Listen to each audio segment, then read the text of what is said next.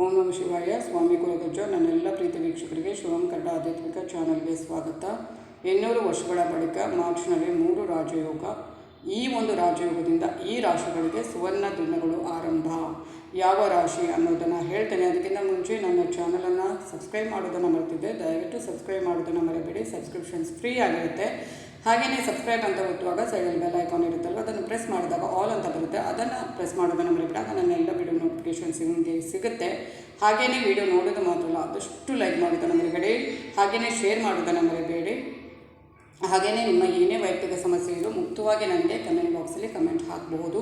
ಹಾಗೆ ರಾಶಿ ನಕ್ಷತ್ರವನ್ನು ತಿಳಿಸಿ, ಒಂದು ವೇಳೆ ಗೊತ್ತಿಲ್ಲ ಅಂದರೆ ಡೇಟ್ ಆಫ್ ಬರ್ತನ್ನು ಹಾಕಿ ನಾನು ರಾಶಿ ನಕ್ಷತ್ರವನ್ನು ನೋಡಿ ಅದಕ್ಕೆ ತಕ್ಕ ಪರಿಹಾರವನ್ನು ನನ್ನಲ್ಲಿ ಸೂಚಿಸ್ತೇನೆ. ಖಂಡಿತವಾಗಲೂ ಮುಕ್ತವಾಗಿ ನೀವು ಹಂಚ್ಕೋಬಹುದು. ಹಾಗೆ ನಾನು ನಿಮ್ಮ ಜೊತೆ ಯಾವತ್ತೂ ಇರ್ತೇನೆ. ನಾನು ನಿಮ್ಮ ಶಿವದೇವರ ಹಾಗೂ ಕುಲಗಜ್ಜ ಆಶೀರ್ವಾದ ನಿಮ್ಮ ಮೇಲೆ ಸದಾ ಇರುತ್ತೆ ಅಂತ ಹೇಳ್ತಾ, ವೈದಿಕ ಜ್ಯೋತಿಷದ ಪ್ರಕಾರ ಮಾರ್ಚ್ನಲ್ಲಿ 3 ರಾಜಯೋಗ ರೂಪುಗೊಳ್ಳಲಿದೆ. ಇದರಿಂದ ಕೆಲವು ರಾಶಿಚಕ್ರ ಚಿಹ್ನೆಗಳಿಗೆ ಉತ್ತಮ ದಿನಗಳು ಪ್ರಾರಂಭವಾಗುವಂಥದ್ದು. ಹಾಗೆಯೇ ಕಾಲಕಾಲಕ್ಕೆ ರಾಶಿಚಕ್ರ ಚಿಹ್ನೆಗಳನ್ನು ಬದಲಾಯಿಸುತ್ತಾ, ಅಂದರೆ ಬೇರೆ ಬೇರೆ ಗ್ರಹಗಳು ಒಂದು ರಾಶಿಯಿಂದ ಒಂದು ರಾಶಿಗೆ ಏನಾಗೋದು ಬದಲಾವಣೆ ಆಗುವಂಥದ್ದು. ಒಂದು ರಾಶಿಯಿಂದ ಒಂದು ರಾಶಿಗೆ ಸಂಚಾರ ಆಗುವಂಥದ್ದು. ಆಗ 12 ರಾಶಿಗೆ ಕೂಡ ಏನಿರುತ್ತೆ ಅದರ ಪರಿಣಾಮ ಇರುತ್ತೆ. ಅದು ಕೆಲವು ರಾಶಿಗಳಿಗೆ ಕೆಲವು ಗ್ರಹಗಳ ಸಂಚಾರದಿಂದ ತುಂಬಾ ಒಳ್ಳೆಯದಾಗುತ್ತೆ. ಹಾಗೆಯೇ ಈ ಒಂದು ರಾಶಿಚಕ್ರ ಚಿಹ್ನೆಗಳನ್ನು ಬದಲಾಯಿಸಿದ ಕೆಲವು ಗ್ರಹಗಳು ಮಂಗಳಕರ ಮತ್ತು ರಾಜಯೋಗವನ್ನು ಕೆಲವೊಂದು ಸೃಷ್ಟಿಸುವಂಥದ್ದು. ಇದು ಮಾನವ ಜೀವನದ ಮೇಲೆ ನೇರ ಪರಿಣಾಮ ಬೀರುವಂಥದ್ದು. ಹಾಗೆ ಮಾರ್ಚ್ನಲ್ಲಿ 3 ರಾಜಯೋಗ ನಿರ್ಮಾಣವಾಗಲಿದೆ. ಅದು ಯಾವುದಂದರೆ ಕುಂಭರಾಶಿಯಲ್ಲಿ ಪ್ರಸ್ತುತ ಕುಂಭರಾಶಿಯಲ್ಲಿ ಶನಿದೇವರು ಇರುವಂಥದ್ದು. ಆ ಸಂಕ್ರಮಣದಿಂದ ಶಶ ಮಹಾಪುರುಷ ರಾಜಯೋಗ ರೂಪುಗೊಳ್ಳುವಂಥದ್ದು. ಅದೇ ಸಮಯದಲ್ಲಿ ಮಂಗಳವು ತನ್ನ ಉತ್ಕೃಷ್ಟ ಚಿಹ್ನೆಯಾದ ಮಕರ ರಾಶಿಯಲ್ಲಿ ಪ್ರವೇಶಿಸಿರುವುದರಿಂದ ವೃಶ್ಚಿಕ ರಾಜಯೋಗ ರೂಪುಗೊಂಡಿದೆ. ಅಲ್ಲದೆ ಮಾರ್ಚ್ನಲ್ಲಿ ಶುಕ್ರನು ತನ್ನ ಉತ್ಕೃಷ್ಟ ಚಿಹ್ನೆ ಮೀನವನ್ನು ಪ್ರವೇಶಿಸುವುದರಿಂದ ಇದರಿಂದ ಮಾಲವ್ಯ ರಾಜಯೋಗ ರೂಪುಗೊಳ್ಳುವಂಥದ್ದು. ಇದು ಸುಮಾರು 200 ವರ್ಷಗಳ ನಂತರ ಈ ಒಂದು ರಾಜಯೋಗ ರಚನೆ ಆಗುವಂಥದ್ದು. ಇದರಿಂದಾಗಿ ಕೆಲವು ರಾಶಿಚಕ್ರ ಚಿಹ್ನೆಗಳ ಅದೃಷ್ಟ ಬೆಳಗಬಹುದು. ಆಗ ಅದು ಏನು ಅಂದರೆ ಅನಿರೀಕ್ಷಿತ ಆರ್ಥಿಕ ಲಾಭ ಕೂಡ ಆಗಬಹುದು. ಈ ಅದೃಷ್ಟದ ರಾಶಿಗಳು ಯಾವುದು, ಅದರ ಬಗ್ಗೆ ನಾನು ಒಂದೊಂದಾಗಿ ತಿಳಿಸ್ಕೊಡ್ತಾ ಹೋಗ್ತೇನೆ. ಈ ಒಂದು ರಾಜಯೋಗದಿಂದ ಯಾವ ರಾಶಿಗೆ ಒಳ್ಳೆಯ ಒಂದು ಅದೃಷ್ಟ ಬರುವಂಥದ್ದು ಅಂತ ಹೇಳ್ತೇನೆ. ಅದು ಒಂದೊಂದಾಗಿ ಹೇಳ್ಕೊಂಡು ಹೋಗ್ತೇನೆ. ಅದರಲ್ಲಿ ಮೊದಲನೇದಾಗಿ ಈ ಒಂದು ರಾಜಯೋಗದಿಂದ ಏನಾಗೋದು ಪ್ರಯೋಜನ ಪಡೆಯುವಂಥ ಒಂದು ರಾಶಿ ಅಂದರೆ ಅದು ವೃಷಭ ರಾಶಿ. ವೃಷಭ ರಾಶಿಯವರಿಗೆ ಈ ಒಂದು 3 ರಾಜಯೋಗಗಳ ರಚನೆ ತುಂಬ ಅನುಕೂಲಕರ ಅಂತ ಹೇಳಬಹುದು.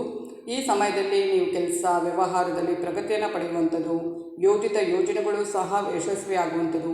ಹಾಗೆಯೇ ನಿಮ್ಮ ಗೌರವ ಆಗಿರ್ಬೋದು, ಪ್ರತಿಷ್ಠೆ ಆಗಿರ್ಬೋದು ಹೆಚ್ಚುವಂಥದ್ದು. ಅಲ್ಲದೆ ಈ ರಾಜಯೋಗದ ರಚನೆಯಿಂದ ವ್ಯವಹಾರ ಉತ್ತಮವಾಗಿ ನಡೆಯುವಂಥದ್ದು ಮತ್ತು ನೀವು ಆರ್ಥಿಕವಾಗಿ ಸಮೃದ್ಧರಾಗುವಂಥದ್ದು. ಹಾಗೆಯೇ ವೃತ್ತಿ ಜೀವನದ ಪ್ರಗತಿಗೆ ನೀವು ಅನೇಕ ಸುವರ್ಣ ಅವಕಾಶಗಳನ್ನು ಪಡೆಯುವಂಥದ್ದು ಮತ್ತು ಸ್ನೇಹಿತರೊಂದಿಗೆ ದೂರದ ಪ್ರವಾಸಕ್ಕೆ ಕೂಡ ಹೋಗುವ ಒಂದು ಅವಕಾಶ ಬರುವಂಥದ್ದು. ಹಾಗೆಯೇ ನಿಮ್ಮ ಕಡೆ ಅದೃಷ್ಟವಿದ್ದರೆ ಸಂಪತ್ತಿನ ಬೆಳವಣಿಗೆಗೆ ಕೂಡ ಅನೇಕ ಅವಕಾಶಗಳಿರುವಂಥದ್ದು ಮತ್ತು ಬ್ಯಾಂಕ್ ಬ್ಯಾಲೆನ್ಸ್ ಕೂಡ ಹೆಚ್ಚಾಗುವಂಥದ್ದು.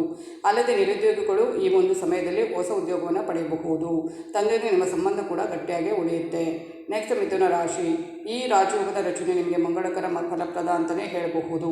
ಈ ಸಮಯದಲ್ಲಿ ಕಠಿಣ ಪರಿಶ್ರಮದ ಜೊತೆಗೆ ಅದೃಷ್ಟ ನಿಮ್ಮ ಕಡೆ ಇರುವಂಥದ್ದು. ವೃತ್ತಿ ಜೀವನದ ಪ್ರಗತಿಗೆ ನೀವು ಅನೇಕ ಸುವರ್ಣ ಅವಕಾಶಗಳನ್ನು ಪಡೆಯುವಂಥದ್ದು ಮತ್ತು ಈ ಸಮಯದಲ್ಲಿ ನೀವು ದೇಶ ವಿದೇಶಗಳ ಪ್ರವಾಸಕ್ಕೆ ಕೂಡ ಹೋಗಬಹುದು. ಇದು ಕೂಡ ಮಂಗಳಕರವಾಗಿರುತ್ತದೆ. ಅದೇ ಸಮಯದಲ್ಲಿ ಉದ್ಯಮಿಗಳು ಈ ಸಮಯದಲ್ಲಿ ಉತ್ತಮ ಲಾಭವನ್ನು ಗಳಿಸಬಹುದು. ಅಲ್ಲಿ ಮತ್ತು ದೊಡ್ಡ ವ್ಯಾಪಾರ ಒಪ್ಪಂದವನ್ನು ಕೂಡ ಗಳಿಸಿಕೊಳ್ಳಬಹುದು ಮತ್ತು ಭವಿಷ್ಯದಲ್ಲಿ ಅನೇಕ ಪ್ರಯೋಜನಗಳನ್ನು ಕೂಡ ನೀಡುವಂಥದ್ದು. ಇದು ವಿದ್ಯಾರ್ಥಿಗಳಿಗೆ ಯಾವುದೇ ಮಂಗಳಕರವಾಗಿರುತ್ತೆ. ಯಾವುದೇ ಸ್ಪರ್ಧಾತ್ಮಕ ಪರೀಕ್ಷೆಯಲ್ಲಿ ಕೂಡ ಯಶಸ್ಸನ್ನು ಪಡೆಯಬಹುದು ಮಿಥುನ ರಾಶಿಯ ವಿದ್ಯಾರ್ಥಿಗಳು ಅಂತಲೇ ಹೇಳ್ಬೋದು. ಮಿಥುನ ರಾಶಿಯವರಿಗೂ ಕೂಡ ಪ್ರತಿಯೊಂದು ಇದರಲ್ಲಿ ಕೂಡ ತುಂಬಾ ಒಳ್ಳೆಯದಾಗಿದೆ ಈ ಒಂದು ರಾಜಯೋಗದಿಂದ. ನೆಕ್ಸ್ಟ್ ಬರುವಂಥದ್ದು ಮಕರ ರಾಶಿ. ಮಕರ ರಾಶಿಗೆ ಈ ರಾಜಯೋಗದ ರಚನೆಯು ಈ 3 ರಾಜಯೋಗದ ರಚನೆ ನಿಮಗೆ ಏನಾಗುತ್ತೆ ತುಂಬ ಲಾಭದಾಯಕ. ಈ ಸಮಯದಲ್ಲಿ ನೀವು ಕಾಲಕಾಲಕ್ಕೆ ಅನಿರೀಕ್ಷಿತ ಅಂತ ಲಾಭವನ್ನು ಪಡೆಯುತ್ತಾ ಹೋಗ್ತೀರಿ. ನಿಮ್ಮ ವ್ಯಕ್ತಿತ್ವ ಕೂಡ ಸುಧಾರಿಸುತ್ತದೆ. ನಿಮ್ಮ ಆರ್ಥಿಕ ಸ್ಥಿತಿ ಕೂಡ ಬಲಗೊಳ್ಳುತ್ತದೆ.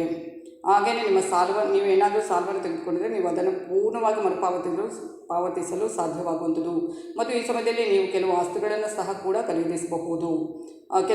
ನಿಮ್ಮ ಕೆಲಸ ವ್ಯಾಪಾರದ ಕಾರಣಗಳಿಗಾಗಿ ನೀವು ಬೇರೆ ಬೇರೆ ಕಡೆಗೆ ಪ್ರಯಾಣಿಸ್ಬೋದು. ಅದರಲ್ಲಿ ತುಂಬಾ ಅದು ಒಳ್ಳೆಯದಾಗುತ್ತೆ. ಈ ಸಮಯದಲ್ಲಿ ನೀವು ನಿಮ್ಮ ಆದಾಯದ ಹೆಚ್ಚಳವನ್ನು ಕೂಡ ನೋಡುವಂತಾಗುತ್ತೆ. ಇದೆಲ್ಲ ಈ 3 ರಾಶಿಗಳಿಗೂ ಕೂಡ ಇದರಿಂದ ತುಂಬ ಒಳ್ಳೆಯದಾಗುವಂಥದ್ದು ಅಂತಲೇ ಹೇಳ್ಬೋದು. ಇದು ಇವತ್ತಿನ ವಿಡಿಯೋ ಆಗುತ್ತೆ. ಮುಂದಿನ ವಿಡಿಯೋದಲ್ಲಿ ಮತ್ತೆ ಭೇಟಿ ಆಗ್ತೀನಿ. ಅಲ್ಲಿವರೆಗೆ ಧನ್ಯವಾದಗಳು.